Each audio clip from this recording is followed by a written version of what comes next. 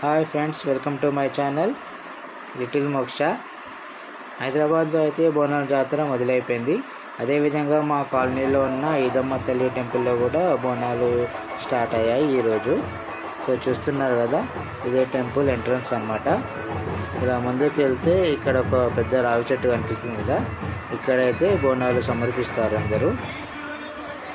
Actually ఈ ladies కుండలలో మంచిగా అలంకరించి కుండలని, అదేవిధంగా బిందెలను కూడా మంచిగా అలంకరించి అందులో అన్నం, బెల్లం, పెరుగు అలాంటివి వేసి పైన ఒక దీపం పెట్టేసుకొని ఇలా బోనాలు తీసుకొని వస్తారనమాట.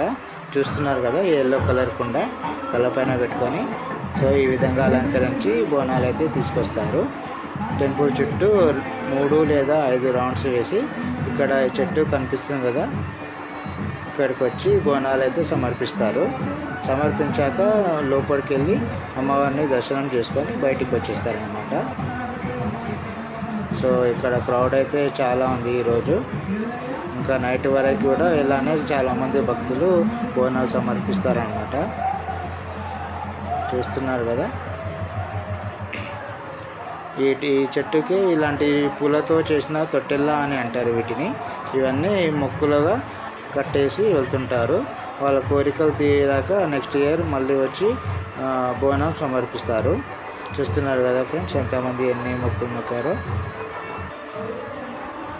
ఇది టెంపుల్ లోపల అమ్మవారు. సో ఈరోజు యజ్ఞం కూడా చేయడం జరిగింది బోనాల సందర్భంగా.